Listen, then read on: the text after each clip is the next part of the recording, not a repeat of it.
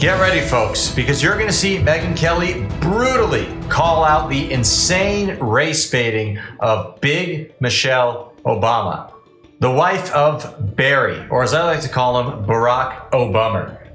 Folks, the Obamas are, I'm just going to shut myself up because I have nothing nice to say right now. So we're going to get right into the video. You probably know what I'm thinking. But first, do me a big favor by liking our content and also sharing it around. That way we can keep bringing you guys more videos like this. And if you haven't already, check out RTM News at Real RTM News. The link is in the description. Thank you so much. And with all that being said, folks, I'm your host, Darian, and this is Resist the Mainstream.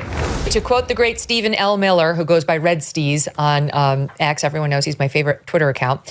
I regret to inform you, we've disappointed Michelle Obama again. The Obamas in general. He said it the other day because Michelle Obama's on this book tour and she continues to complain. I mean, you would think this woman had just a horrible life, a really rough time here in the United States of America to listen to her instead of... She got into Princeton on affirmative action. She got a job at a Chicago law firm. She married the future president of the United States. She became first lady. She had 4 Vogue magazine covers. She was uniformly beloved. She named her book Beloved. She had like the highest approval ratings of anybody for many, many years. They only started to go down once she started to talk more and introduce us to who she is. So here she is. She's promoting this fashion book that she's doing, which is such a joke. This is like me doing a book on basketball. Like, Michelle Obama is not a fashion icon, no matter what Anna Wintour tried to tell us. That's obvious. No one's inspired by her fashion at all. She knows nothing about fashion, same as I know nothing about sports, okay? That some of us just need to admit our weaknesses. But we have to go along with this.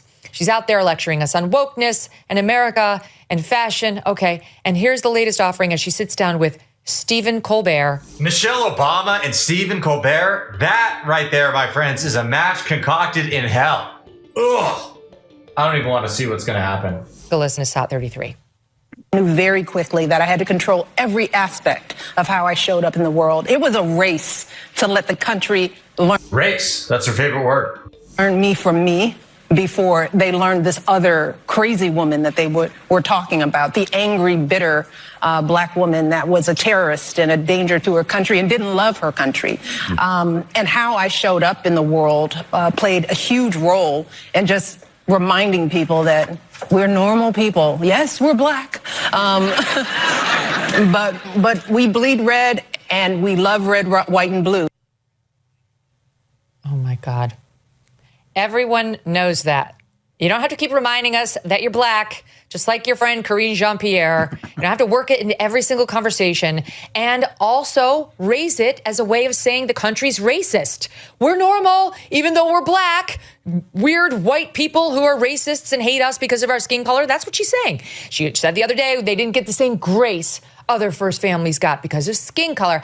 I'm sick of it. Amazingly, Andrew Walworth seems to want to take this one. Go ahead. I don't know why I'm the Michelle Obama whisperer around here. Last time we were on, we talked about her as well. I just got to say. Hey, if I can ask Victor Davis Hanson about OnlyFans, I can ask you about Michelle Obama. You certainly may. And as a black woman of color myself, I will tell you. I think...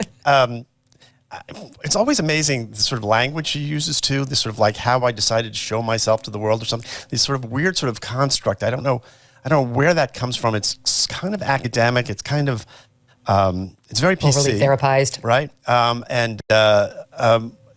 It's very off-putting, I think. It's because the Obamas think they're the main characters in life. They're the protagonists living in an antagonistic world full of racist meanies, Bible-grabbing white Christians who hate them and are addicted to their guns. These stupid hillbilly conservative hicks.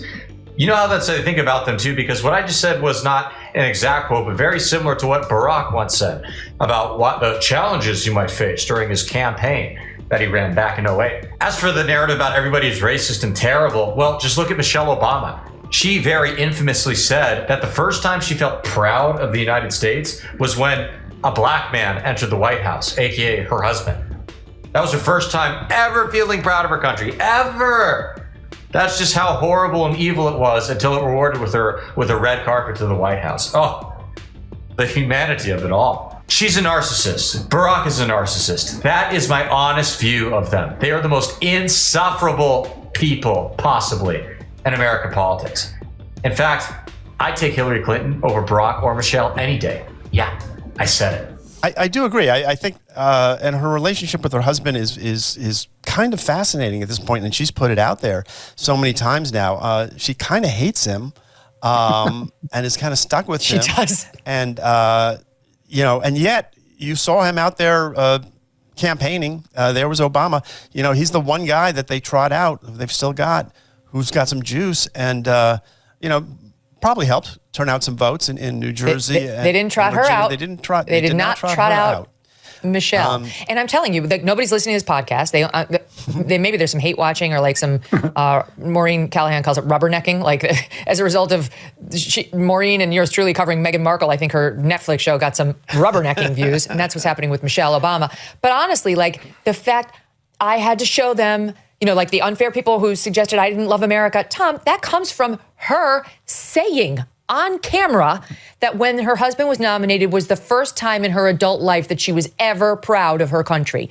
That's not some right-wing made-up thing. She said it, and people recoiled. Yeah, I was just going to say, I mean, that was how a lot of people, and that got a lot of publicity, as it probably should have, because that's not how you could say, well, she misspoke, but it's like, well, that's not how people normally phrase things. It's the first time in my adult life that I'm proud of my country. I mean, that's a pretty coherent thought. It was also the first time in her adult life that she was being honest. And the other part about her husband, she and her husband sat in the pews and listened to Jeremiah Wright for years. He married them. Talked about America, chickens coming home to roost and all of that. So it's not God D America. Yeah, absolutely. Jeremiah Wright, that Christian preacher, was a huge race hustler, or rather is. He was not a fan of white people having success. He hated it. Very often complained about the institutional racism and the white supremacy that's plaguing Black America. Right. All while you guys get affirmative action benefits, hired for jobs due to your skin color and not qualifications. Yeah. The white people have it so good and easy. As far as the God D America Megyn Kelly's referring to, let me read his remarks on that, according to an ABC News report. Senator Barack Obama's pastor says blacks should not sing God Bless America, but rather God Damn America. And it says right here that Reverend Jeremiah Wright said, the government gives them drugs, builds bigger prisons, passes a 3-strike law, and then wants us to sing God Bless America. No, no, no. God damn America. That's in the Bible for innocent people, he said in an 03 sermon. God damn America for treating our citizens as less than human. God damn America for as long as she acts like she is God and she is supreme. Yeah, okay, so today I learned putting criminals in jail makes you an evil country. Right, whatever, dude. All that being said, everybody, thank you for tuning in. I really appreciate it. As always, I hope you enjoyed the video. Make sure you comment below. Let us know what you liked, what kind of stuff you want to see in the future. And if you haven't already, hit that subscribe button, and we will see you again soon. God bless.